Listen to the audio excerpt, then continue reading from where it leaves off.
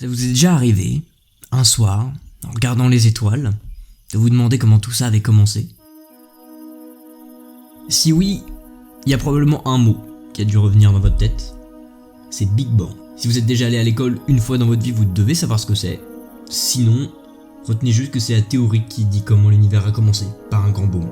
Alors, tout ça c'est très beau, c'est très joli, mais est-ce que vous saviez que cette théorie n'existe que depuis 1927? Ce qui est peut-être vieux pour vous, je dis pas, mais relativement récent dans l'histoire de l'astrophysique. Et pour qu'on en arrive à ça, qu'est-ce qui a bien pu se passer? Comment, dans la tête des hommes qui étudient cette science, on est parti de « Ah, il y a des trucs qui brillent dans le ciel, c'est marrant » à « Ok, je veux expliquer l'origine de l'univers ».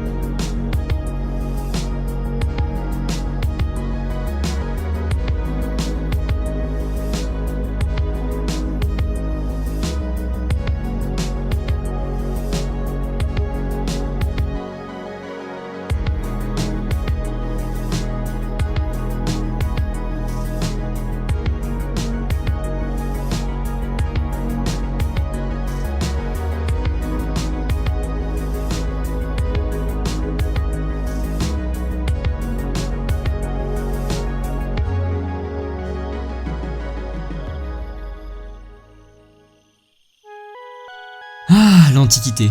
C'est la belle époque.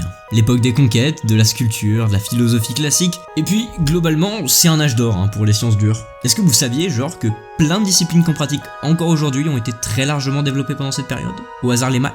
Bon, en ce qui concerne les trucs qui brillent là-haut, les étoiles, on les étudiait déjà sérieusement à travers une discipline qu'on appelle l'astrologie. Alors, aujourd'hui, si je vais résumer le travail d'un astrologue, ce serait globalement regarder le ciel et inventer une prédiction absolument claquée pour un horoscope. Mais à l'époque, c'était bien plus que ça.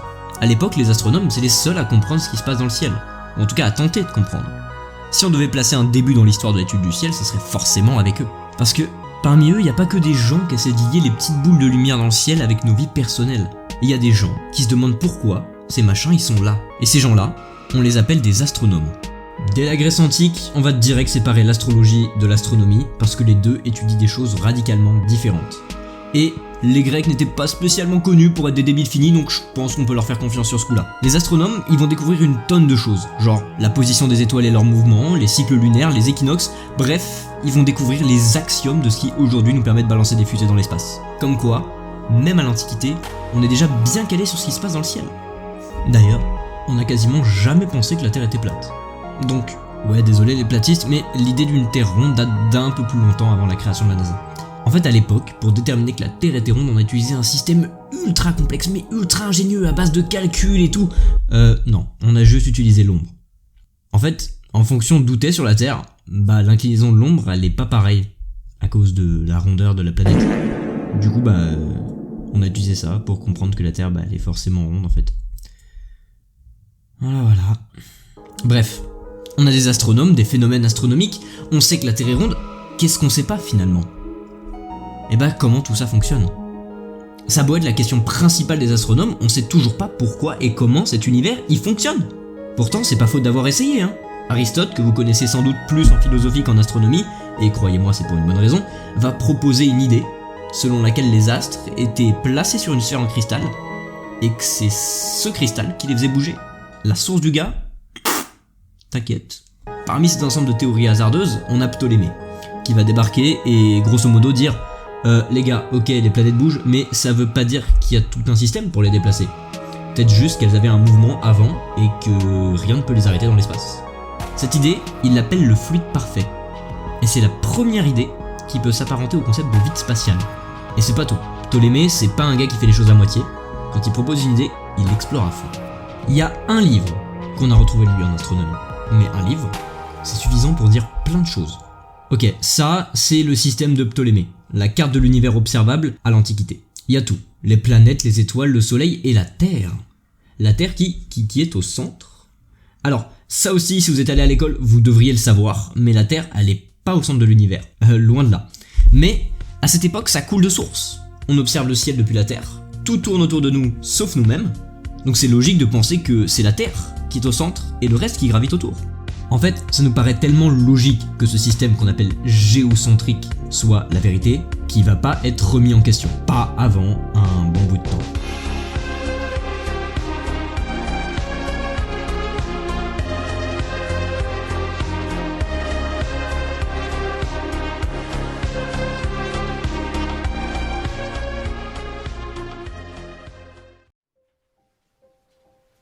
Alors, on va faire un assez gros bond dans le tangent qu'on vient, mais il faut que vous compreniez un truc. Au Moyen-Âge, il n'y a rien à dire sur l'astronomie.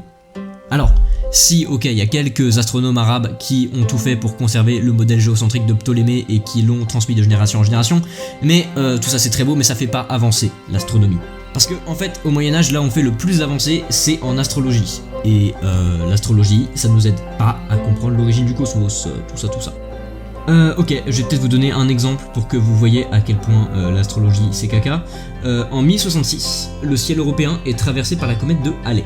C'est une comète qui passe tous les 76 ans près de notre planète, et cette année-là, elle est particulièrement remarquée au point de carrément figurer sur la mondialement célèbre tapisserie de Bayeux. Pourquoi ? Parce qu'à cette époque-là, c'était la guerre. Et les gens, pendant une guerre, ils ont besoin d'espoir. Donc les astrologues, qu'est-ce qu'ils vont faire ?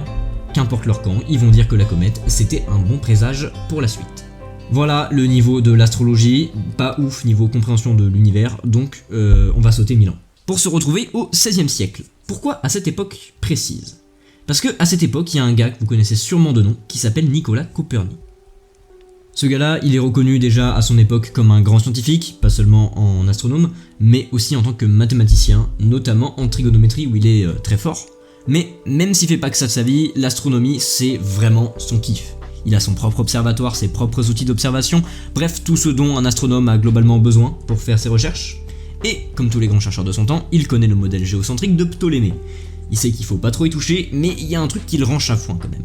En fait, Ptolémée, il peut décrire dans son système en long, en large et en travers la position des planètes, ça, y a pas de problème, mais il a quand même beaucoup plus de mal à décrire le mouvement de la Lune et du Soleil, qui, de toute façon, ne correspondent pas avec les observations que fait Copernic.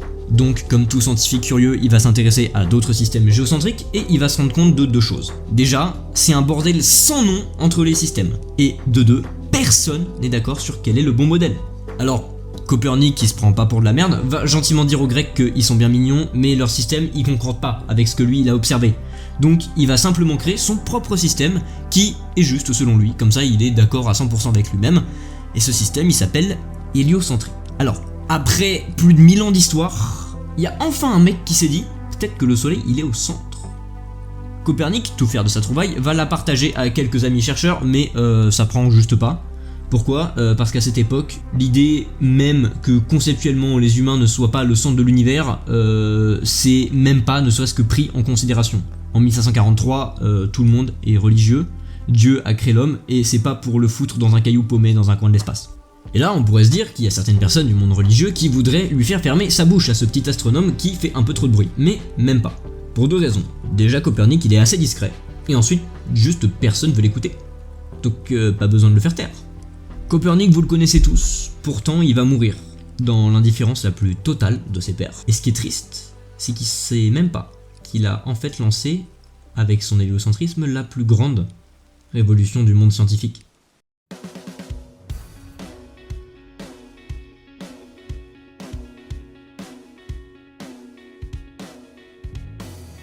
Quelque temps après sa mort, les travaux de Copernic vont finalement percer et faire beaucoup plus parler d'eux qu'à l'époque. D'un côté, on a ceux qui ne croient pas du tout à cette théorie, la plupart c'est des hommes d'église, et de l'autre, on a les convaincus.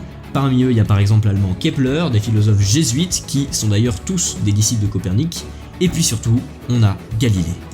Galilée, il est extrêmement connu, peut-être plus que Copernic même, alors que toute proportion gardée, hein, ce qu'il a fait c'était pas si incroyable que ça. En fait, en observant la Lune et son mouvement, Galilée il va se rendre compte que le vieux Copernic, il tenait certainement quelque chose avec son héliocentrisme.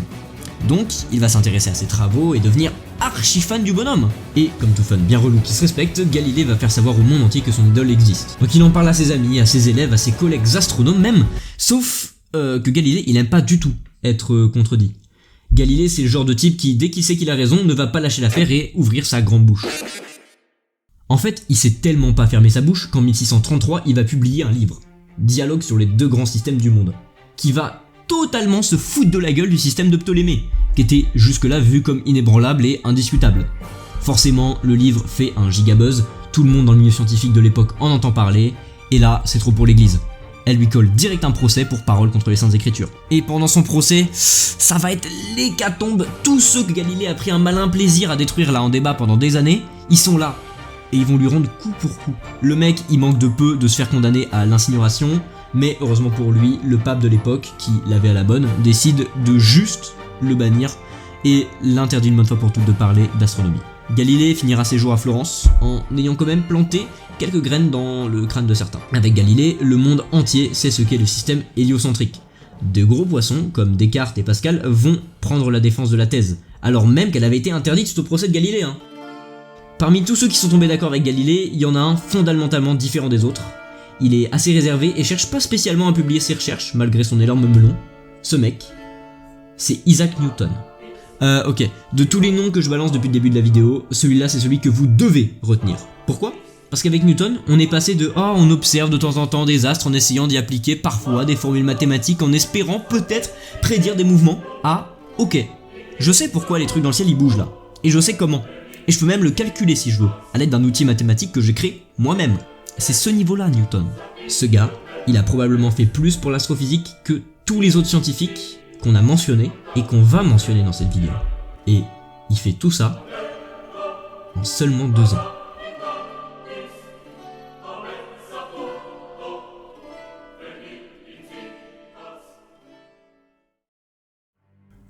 En 1666, Newton, il est pas au top niveau santé. Vraiment pas. Donc ça va le pousser à se confiner pendant 2 ans chez sa tante et à parler à presque personne. Pendant ces 2 ans, le mec il va absolument donner tout ce qu'il a en physique et en maths. Mais il faut savoir que Newton c'était pas le genre de personne à se concentrer sur une seule discipline.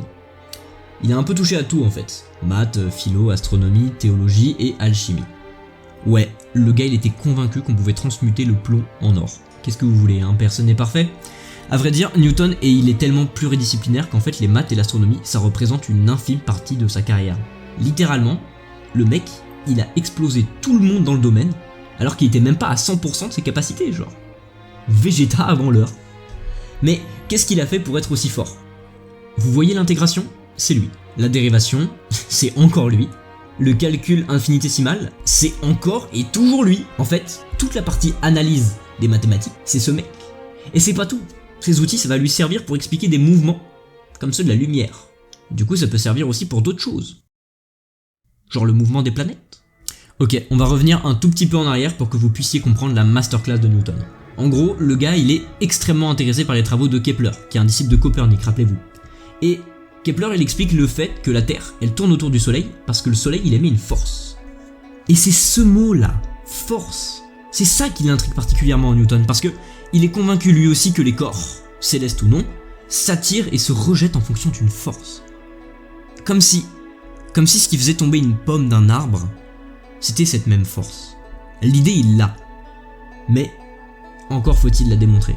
Ça tombe bien, Newton est confiné 2 ans chez sa tante, avec pour seule compagnie ses livres.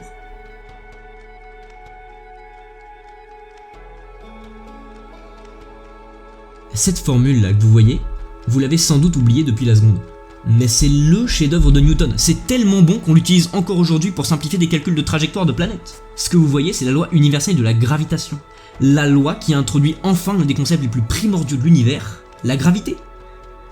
Cette loi, très grossièrement, elle explique qu'un corps massif, il attira les corps moins massifs que lui par sa force d'attraction.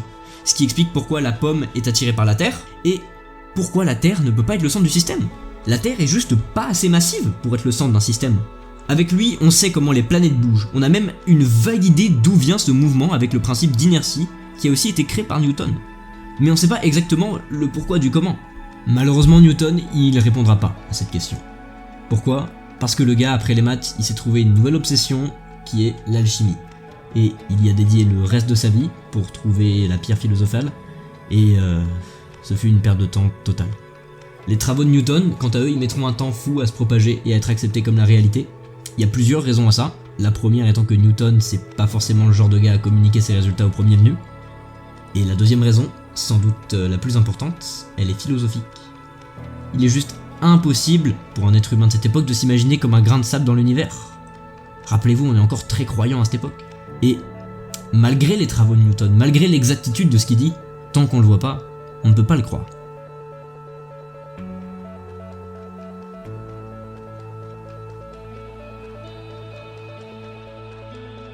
Le temps. C'est le temps qui va forcer le monde à accepter l'héliocentrisme et la gravité comme des vérités de plus en plus indiscutables. Car avec le temps vient la technologie, et entre le 18e et le 19e siècle, la façon dont on observe l'univers change petit à petit grâce aux diverses innovations apportées, notamment à la lunette astronomique. Globalement, on va utiliser du verre de plus en plus précis et des télescopes de plus en plus gros. C'est comme ça par exemple qu'en 1781, le scientifique William Herschel découvre la planète Uranus avec son télescope. Grâce à ça, on va très vite comprendre qu'on n'est pas, mais alors pas du tout seul dans l'univers. Et c'est à ce moment-là que l'humanité va comprendre à quel point le monde est grand, et à quel point l'humain est petit. Je vous épargne toutes les remises en question existentielles des philosophes qui ont suivi ces découvertes successives, c'est très intéressant, c'est pas le problème, mais c'est pas du tout le sujet de la vidéo. Retenez juste que maintenant, à peu près tout le monde reconnaît que la Terre tourne autour du Soleil. Avec tout ça, notre vision de l'univers va être grandement chamboulée. On va d'abord découvrir les systèmes, puis les galaxies, puis les amas de galaxies. On va se rendre compte que l'univers c'est grand. Très grand. Et vide. Très vide. En plus de 2500 ans d'histoire, on a compris comment le ciel fonctionnait, mais on est loin de tout savoir. L'un des plus grands mystères de l'époque, c'est la gravité. Ok, on sait ce qu'a dit Newton, et on sait que c'était globalement pas des conneries, mais on sait pas trop comment l'expliquer. Lui, il essayait bien de dire que la gravité existait grâce à une matière invisible qui émane de chaque corps, l'éther. Sauf que ça sent le concept foireux de l'alchimiste, donc on n'y croit pas trop. Et puis un jour, un chercheur, loin d'être con, comprend un truc sur le temps. Il est relatif.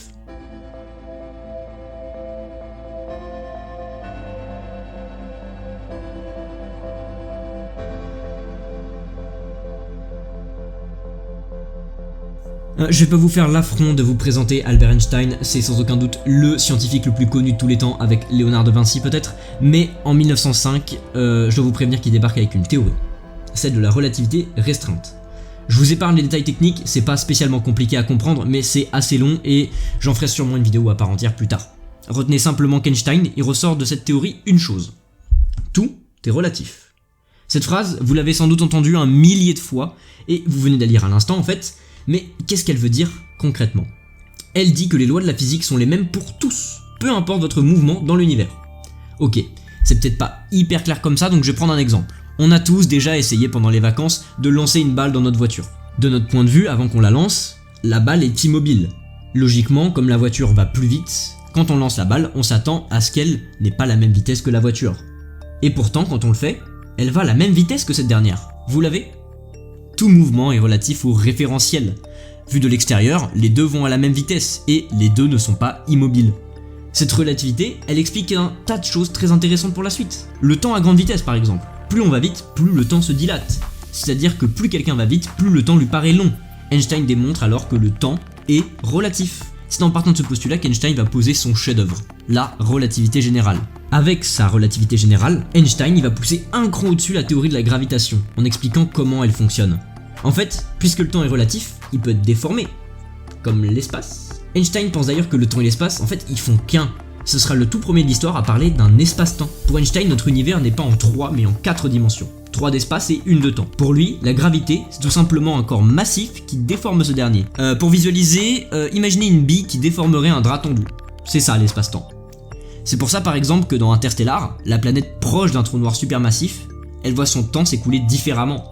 Parce que le trou noir il est tellement massif qu'il déforme l'espace-temps, et donc du coup le temps il s'écoule pas pareil en fonction d'où t'es par rapport au trou noir. Avec cette idée, Einstein va apporter de nouveaux outils de calcul pour prédire les mouvements des corps célestes. Et devinez quoi ? On se rend compte que cette nouvelle méthode de calcul, elle est bien plus précise que celle de Newton. Avec elle, on comprend bien mieux notre univers et comment il évolue dans le temps. Et en parallèle de ça, une autre théorie fait son apparition dans le monde scientifique, celle du début de notre univers.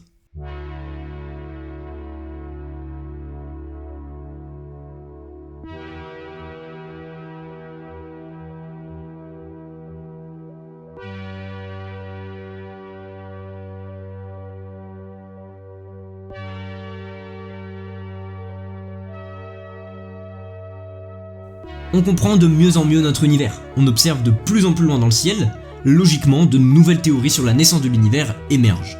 En 1927, le belge Georges Lemaître théorise l'expansion de l'univers. Vous vous souvenez du drap attendu qui modélise la relativité générale ? Eh bien, pour Lemaître, ce drap, pour qu'il reste tout le temps tendu, il doit forcément s'étendre. Notre univers doit, pour que la relativité fonctionne, s'étendre. Alors, c'est pas forcément une mauvaise idée, mais c'est extrêmement théorique et difficile à prouver avec la relativité, puisque Einstein, lui, il croyait pas du tout à un univers en expansion. Du coup, pour que sa théorie elle marche, il a inventé une constante magique entre guillemets, la constante gravitationnelle. Et l'idée d'un univers en expansion, elle fonctionne que si on enlève cette constante. Non content de pouvoir prouver sa théorie avec la relativité générale, Lemaître va la peaufiner et expliquer cette expansion par le début de l'univers. En fait, pour lui au début, tout était compressé en une singularité. Et puis d'un coup, sans qu'il puisse expliquer comment, l'univers il va exploser et s'étirer. Bref, s'il s'étend aujourd'hui, c'est à cause du grand boom qui a eu lieu il y a 13,6 milliards d'années. En anglais, le Big Bang. D'ailleurs, ce nom il vient pas du tout de Lemaître à la base. Lui, il préférait appeler sa théorie modèle d'état stationnaire. C'est un physicien des années 50 qui appellera sa théorie ainsi pour s'en moquer. S'il savait qu'aujourd'hui c'était le nom qu'on utilisait sérieusement pour parler de la théorie. Le Big Bang, ce serait une théorie prise au sérieux à partir des années 30 à peu près, grâce aux observations de l'astronome Edwin Hubble, qui va plus ou moins démontrer que l'univers y s'étend bel et bien. Et nous y voilà enfin. On sait pourquoi on est là, posé sur un immense caillou perdu dans l'espace, à cause d'une explosion. Mais est-ce que ça veut vraiment dire que c'est fini ?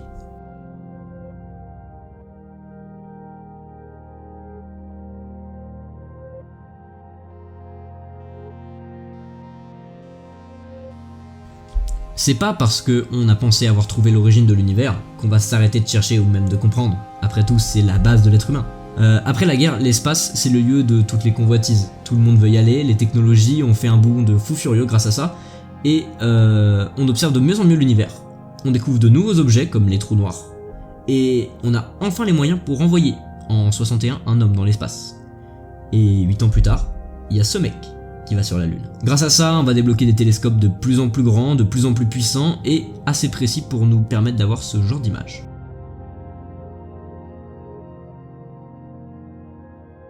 Des scientifiques qui ont tenté d'expliquer et de comprendre les secrets de l'univers, il y en a bien plus que ceux que j'ai mentionnés dans cette vidéo. Grâce à eux, on a compris, étape par étape, du système de Ptolémée au Big Bang en passant par Newton, comment on est arrivé là.